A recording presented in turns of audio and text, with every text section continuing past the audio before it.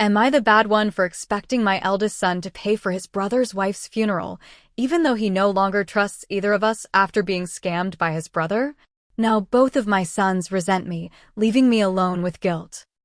I'm not interested in being liked by anyone. I just want to understand at what point things went so wrong that now I'm accused of being a bad mother when all I did was try to save my children. My husband died more than 20 years ago in a car accident that snatched him from our lives without warning. Fernando was 15. Marcos 11. It was up to me to pick up the pieces, cover the holes with old blankets, and get up every day as if life hadn't left me a widow at 34. It wasn't easy, but at least the life insurance he had helped me finish paying off the house. One of those small ones with red tiles and a narrow hallway that echoes when there is silence. It also covered part of the boys' studies. We didn't have anything left over, but we ate, we slept under a roof, and my sons went to university. And although I raised them with the same love, the same effort, and the same bread on the table, they turned out as different as day and night. Fernando, the eldest, was always responsible, a hard worker who got good grades without being asked, who came home early, who took care of his younger brother when I had a double shift. Marcos, on the other hand, was always more fragile, emotional, impulsive. At 16, he was already sneaking out at night. At 18, he was fired from his first job for stealing money from the cash register. At 21, he fell into rehab for the first time. Drugs, lies, scams on me, on his uncles, even on his brother. I remember the first time I saw him trembling from withdrawal in the bathroom at home with icy skin and empty eyes. I hugged him so tightly I thought he was going to fall apart in my arms. I wanted to believe I could save him. As a mother, you believe you can save everything. And Fernando, well, he got tired of trying. He got him jobs, took him to meetings, even covered a debt so he wouldn't get beaten. But Marcos always found a way to sink back down. When he turned 29, Rossi appeared, sweet, calm, with those eyes that never stopped searching for Marcos' soul as if there was still something left. And for a while she succeeded. She kept him sober. She organized him. They moved in together. It was the first time in years that I felt I could sleep without fear, but there was a problem, the debts. Despite everything, Marcos still owed about $15,000. Drugs, gambling, street loans. Rosie tried to help, but she couldn't handle it all. And then I did what I believed was right. One afternoon, I stood in front of Fernando's house. We hadn't seen each other for months. He opened the door with that polite look of surprise that only those who are already tired know how to put on. He invited me in. We sat down, and I asked him what I had never wanted to ask him. Marcos is changing, I told him. He's been clean for 3 months. He's with a good girl, he's working, but debts don't just disappear. If we don't help him now, he's going to relapse. Fernando said nothing, he just looked at me. He has no one else, son. You are his brother, and I can't do it all. How much? $15,000. She covered the rest. You want me to lend $15,000 to someone who has stolen from me more than once? He will pay you back. I swear. He's not the same anymore. I don't have that much cash lying around. I have a family, 2 children, and if he fails me again, he won't fail you. I promise. We argued then. Because yes, Fernando was right to be hurt, to be mistrustful, but he was also his brother. Who else if not him? Who else if not us?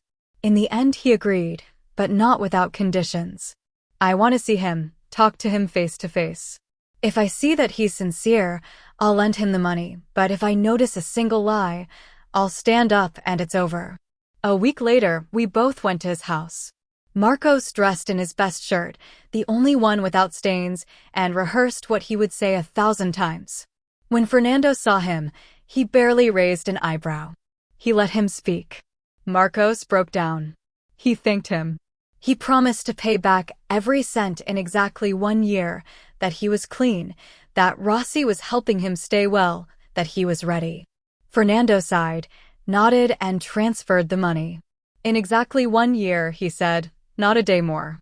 And for a while things got better. I started sleeping again. I started smiling again, but now looking back I realized something. I never knew exactly what he spent that money on. I just ask you not to make me regret this. Not me and not your brother.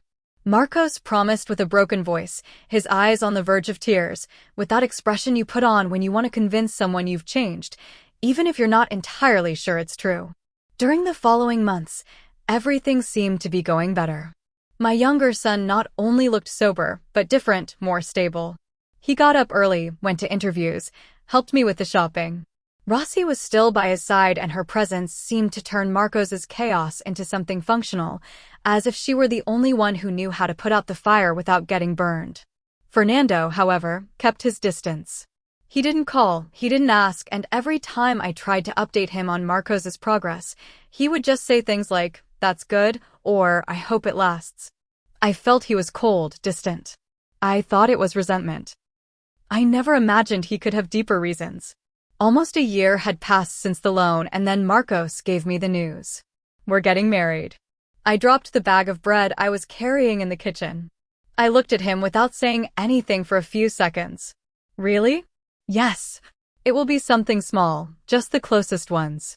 I cried. I can't deny it. I felt that after so many wounds someone had taken the time to bandage him. And although the scar wouldn't disappear, at least it wasn't bleeding anymore. And Fernando, did you tell him? He's busy. Mom, you know how he is. I didn't dare to insist. The wedding was in a garden rented for a few hours. Rossi was dressed simply, but she looked beautiful. Marcos trembled as he read his vows. There were no big celebrations or hundreds of guests, just a few. I sat in the front row with a smile so firm it hurt my face, but inside something weighed on me. Like a half-open door that I hadn't wanted to look at too closely. A week later, I found a piece of paper in Marcos's dirty laundry. A receipt, a 400 peso bet on an online casino. The date, 3 days before the wedding. I stared at that paper for hours. I could have confronted him. I could have called Fernando.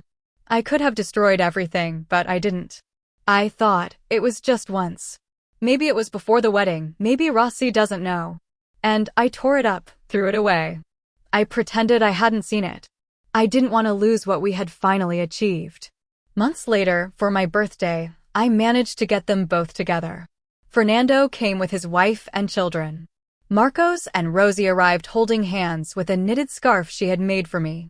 The atmosphere was tense. There were smiles, yes, but also dense silences. The words were measured, the gazes watchful. Then, in the middle of lunch, Marcos dropped the bomb. Rosie and I are thinking of opening a dry cleaners. It's not certain yet, but we've already seen a place. We just need some capital. I, without thinking, smiled. That's wonderful. I'm so glad to see you moving forward, son. And I made the mistake. I turned to Fernando. You could help him, right? Maybe you could be partners. He remained silent. Then he said, I don't think I can, but it's almost the end of the year. You're going to receive your bonus. You could use part of it to invest. It would be nice if you worked together. And there I saw it. That glint in his eyes, that weariness disguised as contained fury. Have you paid me back what you owed me? He said to Marcos, looking him straight in the eye. Marcos swallowed. No, I haven't been able to save yet. Oh, but you were able to get married. Have a party and now you're thinking about business. It wasn't a big party, Rosie intervened calmly. And I think you should keep helping him. He's doing well. He's your brother. Family supports each other unconditionally.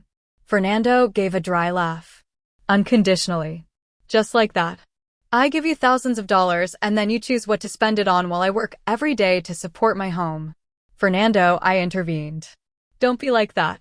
He's rebuilding his life. He just needs time. 1.5 years has passed, Mom. He told me in a year. And you keep protecting him. His wife, who had been quiet the whole time, finally spoke. It's best if we calm down, but this time we can't help you. I'm sorry. And I lost control. You shut up. With your comments, you're just separating these brothers. Fernando got up from his chair. Don't talk to my wife like that. You're selfish, I yelled at him. You have the means to help and you'd rather see your brother fall again. Brother? And what am I? An ATM with a heart. Because that's what I seem like every time you show up at my door. Always for him. Never for me. The voices rose. The atmosphere became unbearable. I don't remember who was the first to leave. I only know that when I was left alone in the kitchen, I looked at the scarf knitted by Rossi and thought, something is about to break, and I don't know if I can fix it this time. If you keep choosing him over everyone else, this time you're going to lose me. He didn't say it shouting. He didn't spit it out with rage. He said it softly, like someone warning you that they won't insist anymore. And I don't know why, but that time I felt it was real. Weeks went by without Fernando talking to me. Not a message, not a call. I told myself it was normal, that he needed space, but deep down I knew something had broken. Meanwhile, Marcos continued to move forward. Or so it seemed. Rossi was in charge of the business papers. They had spoken with a couple of suppliers. He even started going out with iron shirts. I never thought I'd see that. I felt proud, scared too, because when you've lived with fire for too long, you fear any spark. It was a Tuesday, the kind of Tuesday you wake up not knowing that everything is going to change. My phone rang at 8:14 in the morning. It was Marcos. Mom, his voice was hollow. Rosie is dead. I didn't understand. What are you saying? An accident, a truck. She was on her way to work. They didn't see her. She died instantly. He wasn't crying, he wasn't screaming, he wasn't saying anything else, just that, as if saying it again could make it happen. He hung up. I don't know how I got dressed.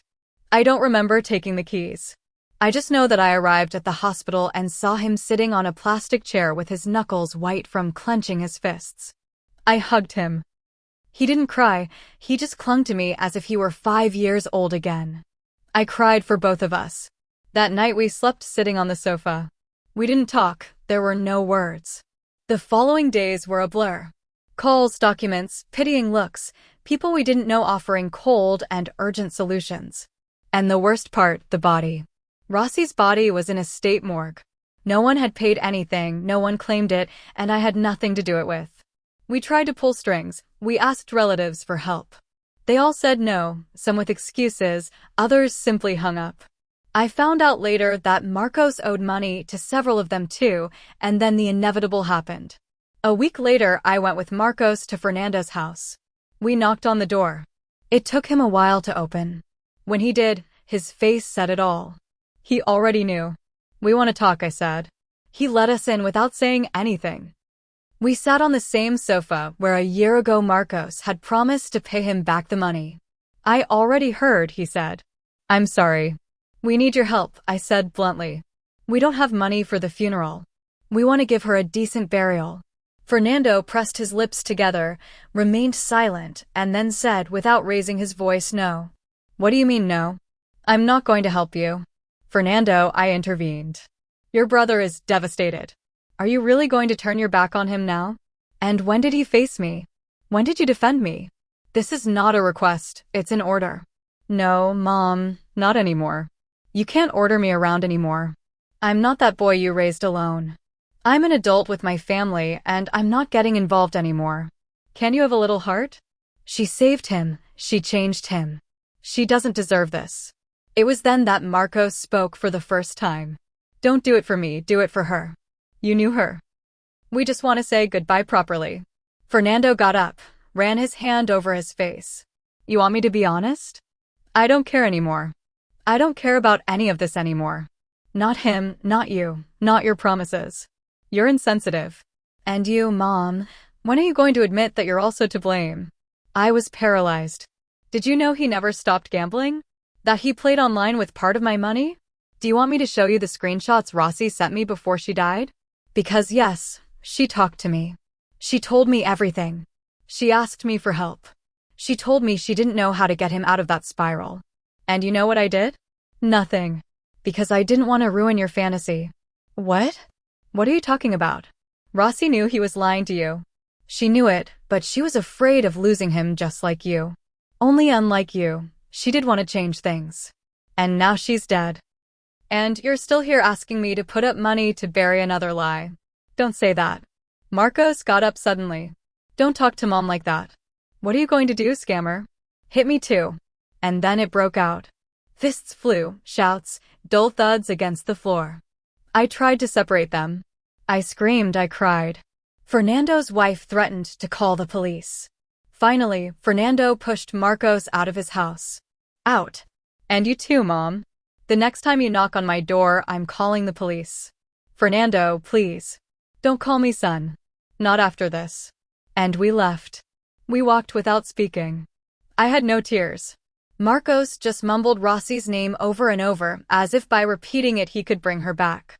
That night he disappeared. 3 days later they called me. From jail. Mom, I got arrested. I couldn't take it anymore. I got high. I stole. I don't even know from whom. They're going to convict me if I don't get a lawyer. Help me, please. I said nothing, I just breathed. Because while he was talking, I knew I had lost him, and the worst part was that it wasn't the first time. I had lost him before. When he stole the first time and looked me in the eye denying it. When I found him trembling in the bathroom with blue lips and empty eyes. When he hugged me with dirty hands and told me that this time he was really going to change. And I always believed him. I always wanted to believe him, but this time it was different. This time Rossi was no longer there to support him. This time no one was waiting for him at home. This time my son's name appeared in the local press with the word repeat offender in capital letters. Multiple robberies, under the influence, without resistance. The same cycle again, but darker, lonelier, more irreversible. I went to visit him in jail. He looked at me from the other side of the glass. Dark circles, ashen skin, lost. I couldn't do it, Mom, he said. After Rossi, I broke. I got high, I went out. I don't remember what I did clearly. I just know that now I'm here. And if I don't get a lawyer, they're going to bury me. I'll see what I can do, I told him. I promise. But I had no one else to turn to, and then I tried one more time. I went to see Fernando. I wasn't ashamed anymore. I was just scared. Real fear that doesn't let you sleep. The kind that makes you beg even when you know they won't listen to you anymore. I knocked on the door. He took a while to open. When he did, he looked at me as if he already knew what was coming. Again? It's urgent. Please. No, not anymore. I told you. Marcos is in jail. He's going to be there for years if we don't help him. He needs a lawyer. Fernando didn't answer. He looked at me for a long time. He closed the door without letting me in and spoke from the threshold. You know I can't help you anymore, right? You're the only person who can, Fernando. I have no one else. You have no one else because you made sure to burn all the bridges yourself. Don't say that. What do you want now? For me to put up money again so he can get out and fall back in? So you can keep repeating that this time he's really going to change. He's your brother. He cut me off. He's your addiction, Mom. Marcos is your way of feeling needed. You need to save him more than he wants to be saved. I was breathless. That sentence pierced me like a slow knife. What? What are you saying? You say you do it for love, but you do it out of fear. Fear of having no one to take care of being left with only your mistakes. No, I do it because he's my son. And what am I?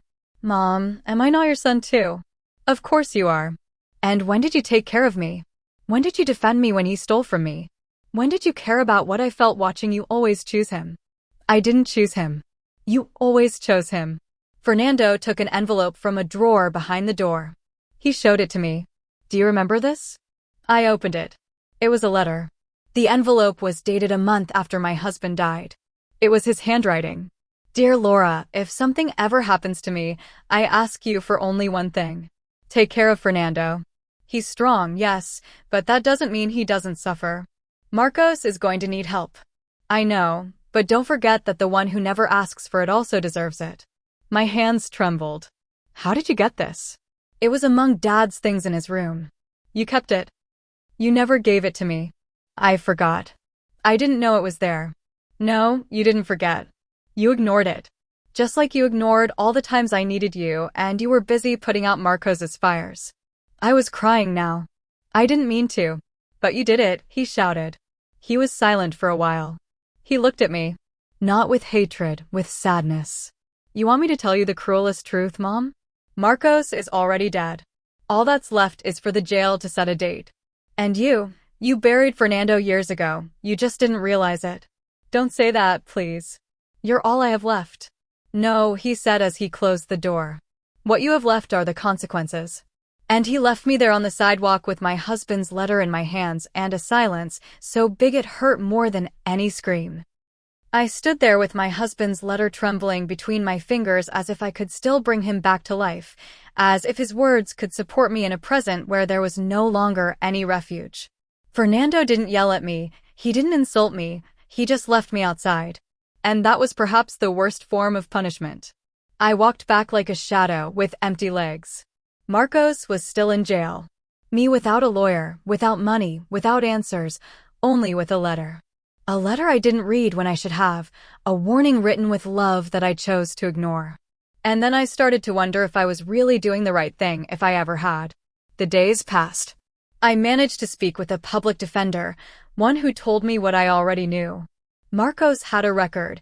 He was a repeat offender and no one was willing to vouch for him. Without a good lawyer and without witnesses to speak of a real rehabilitation, the chances were very high that he would receive several years, not months, years, and he wasn't going to survive that. I cried every night, but not for him, for me, for everything I didn't want to see, for having confused love with rescue, for having let Fernando get so far away that he no longer knew how to come back. A week later, I went back to his house. Yes, again, because a mother, even a broken one, still believes she can fix something. He opened, looked at me without surprise. I told you not to come back. Please, listen to me. Just a few minutes. If you want to close the door on me after that, I'll understand. He said nothing, just leaned against the frame. He didn't invite me in. Marcos is going to prison for many years. I have no way to prevent it, and I know you probably think he deserves it, and maybe you're right. Silence. But if we don't help him now, he'll never get out. He won't have a second chance. And you're the only one who could do something. And why should I? Because you're still his brother. No, he said firmly. I'm not his brother anymore. The phrase fell like a stone on my chest. And you're not my mother either. He looked at me directly, his eyes dry, without hatred, only with that dullness of those who have already decided not to suffer anymore. You're Marcos's mother. You always were. I was just the son who didn't cause trouble, the one who took care of things while you took care of him, the one who paid bills while you cleaned up his messes. Don't say that, please. You want to know when I stopped being your son? The day you asked me to help him again after he robbed you for the third time. The day you told me that if I loved him, I had to forgive him for everything, but you never told me you loved me. Of course I love you. You're my son. Then why did you never defend me? Why did you never believe me when I said he was lying? Why did you always find an excuse to justify him? I couldn't answer. Do you know why all this hurts so much? He continued. Because I wanted him to get better. Seriously, I wanted that too. Not like you, with fear. I wanted it as a brother, but you needed him as an excuse to feel that you were still needed, to not face your loneliness. That's not true. No? And Dad's letter, did you read it? Did you feel it? Because he knew. He told you, and you still chose to ignore him. Fernando fell silent, looked down, and when he looked up again, something in his voice broke. Do you know what hurts the most, Mom? That Rosie also asked me for help. She wrote to me 2 weeks before she died. She told me that Marcos was going back to gambling, that she didn't know what to do, that she loved him, but that she couldn't do it alone. Why didn't you tell me? Because I knew you wouldn't believe me. Because you had already married the idea that he was a survivor, that he could do anything, that you were going to save him. She didn't deserve that, I murmured barely in a low voice. No, she didn't deserve it. And now she's dead. And you want me to pay for her funeral, to pay for the lawyer, to pay for everything you didn't want to see. I just want to fix things. There's nothing left to fix. Not with me, not with him, not with anyone. And then he said it. I am no longer his brother, and you are no longer my mother. He closed the door. Not with a slam, not with rage, with resignation. And then I knew that this time I had really lost him. And this time it wasn't because of drugs or money or even jail. I lost him because he finally decided to save himself. And his way of doing it was by letting go of Marcos and me. I returned home and sat in front of my husband's portrait, the one that still hangs crooked on the mantelpiece. I looked at it for a long time, and for the first time in years I didn't pray. I didn't ask for anything. I just sat in the silence. That silence that Fernando left me, the one that weighs more than any punishment. That night I didn't sleep, and when dawn broke I knew that there was nothing more for me to do, except face the remains. The funeral home refused us the body. Without money, without relatives to answer for it, the state opted for cremation. Rosie, the only person who ever managed to make Marcos want to change, was turned into anonymous ashes. No wake, no flowers, no words, just a form, just a notification in my email. Remains incinerated by municipal order, without family opposition. When I told Marcos over the phone from jail, he was silent. Then he said, "Then everything is lost." And he hung up. He didn't call me again. I tried to get loans. No one wanted to sign. I tried to talk to old friends of my husband. They all answered the same. "We're sorry, Laura, but we can't keep bailing you out." And I had to accept that what had died was not just Rosie, but also that part of me that believed that love cures all. That part that believed that if a mother sacrifices enough, everything will be fixed. That it's enough to endure, to insist, to love harder. I was wrong. Today the house is empty. Marcos is still in prison. Fernando never called me again, and I spend my days reading my husband's letter, the one I should have read years ago. Don't forget the one who doesn't ask for help.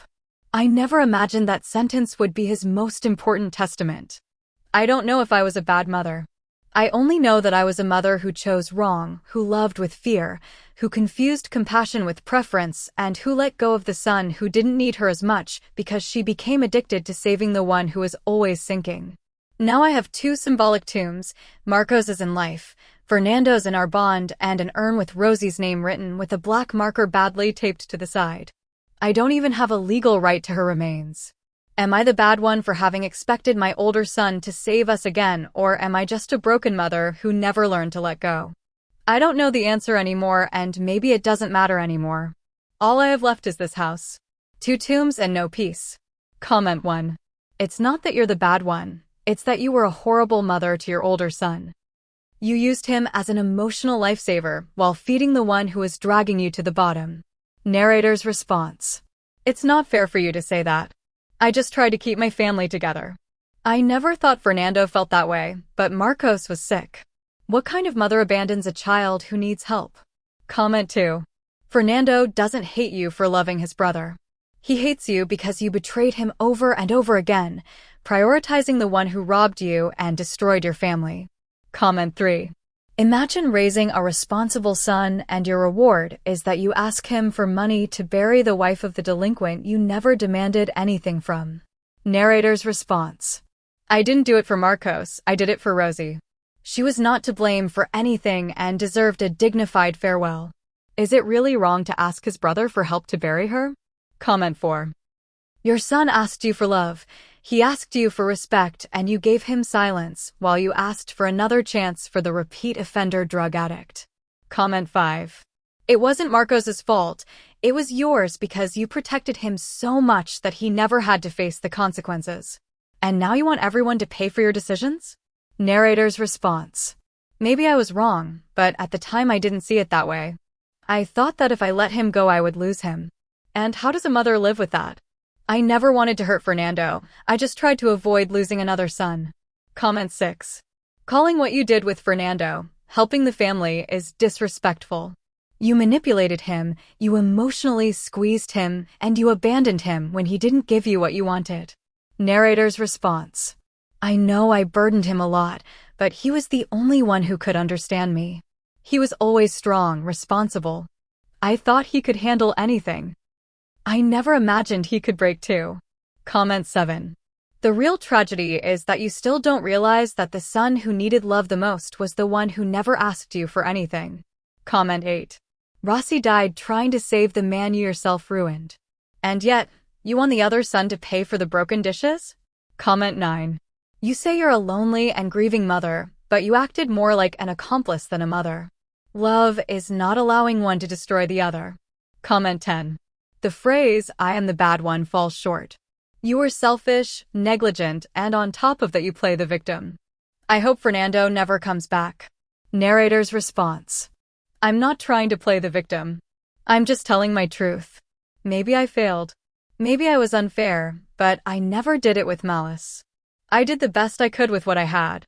Although now I realize it wasn't enough.